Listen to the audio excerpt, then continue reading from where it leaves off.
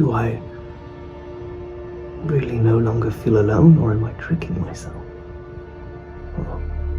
As in, are the experiences that I have in my external world hallucinations manufactured by my mind because I'm perhaps crazy? Or maybe, as a Stanislavskian mechanism in which an artist desires to create inside of himself another deeper, more interesting life than the one that actually surrounds him, Doctor. In either case, I project from within a reality for my own amusement that is potentially made up in my head. Or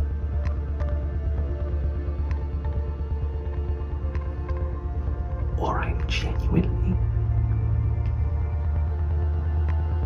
being communicated to in a metaphysical or spiritual way. Perhaps by the dead, perhaps by aliens. Perhaps from deep down in my subconscious, by some sort of Hintergedanke.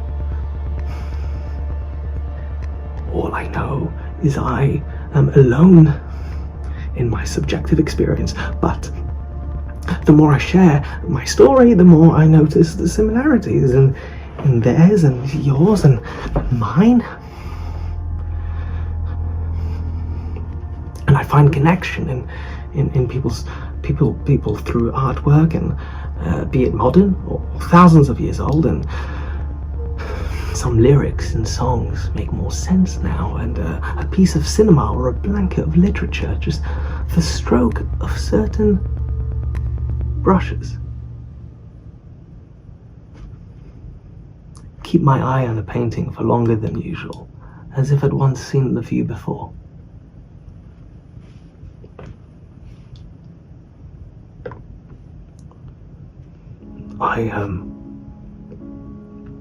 I see people differently now.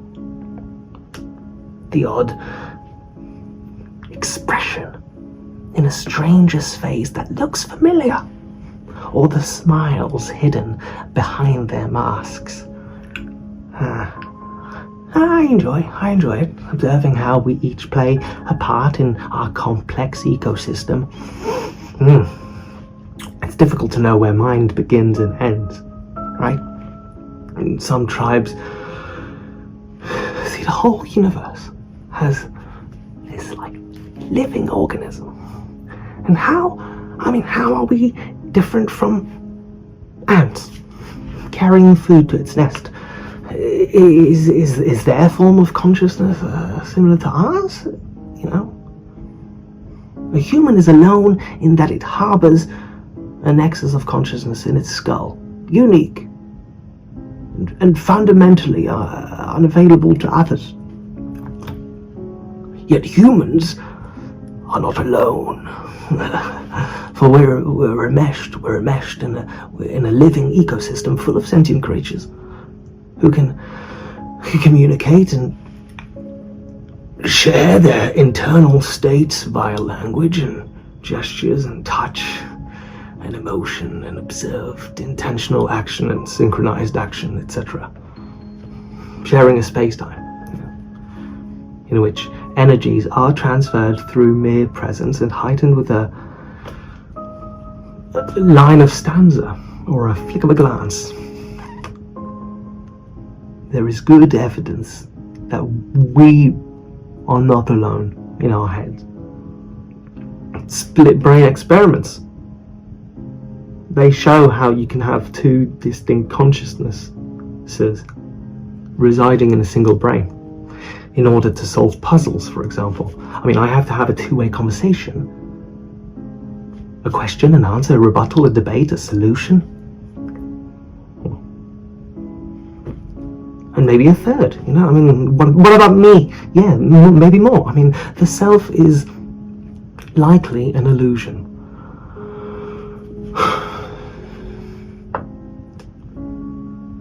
Self may be better considered as an orchestra of conscious entities that flux through each other, rising and falling and shading into some lower dimensional space, and thereby presenting the illusion of identity and unity. The science I know still doesn't have the answers, for the boundaries of consciousness, writing, prosthetics, tools, satellites, the internet. I mean, my minds may not end sharply at the borders of my skull, but extend in probabilistic terms as a fuzzily defined functional space around me. So am I alone? Well, what does alone even mean? Well, whatever it is, I no longer feel companionless, if that's what you're asking. But even if I'm making myself believe this, that's the thing. Even on those days, the feeling of loneliness cripples me and crushes me. Even when I logically know that I may be apart, but I'm not alone.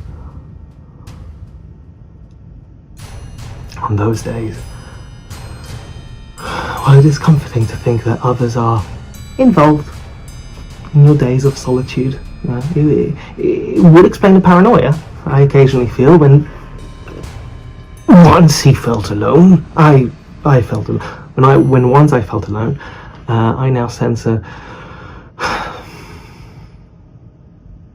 inexplicable presence guiding my actions from a point of desperation for love and connection to one where I imagine us metaphysically connected, quantumly entangled as vessels, that travel through space-time, experiencing a shared moment and moving across the galaxy on the same platform. I mean, the ability to integrate powerful new information depends on particular serotogenic brain states, where deep and broad updating of memories and beliefs is possible.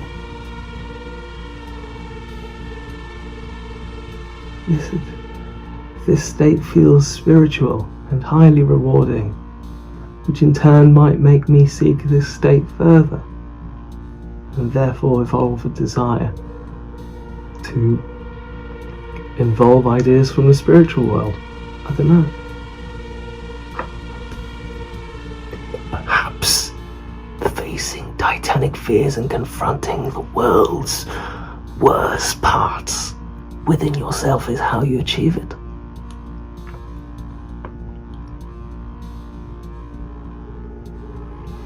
It is not surprising that he is on his path.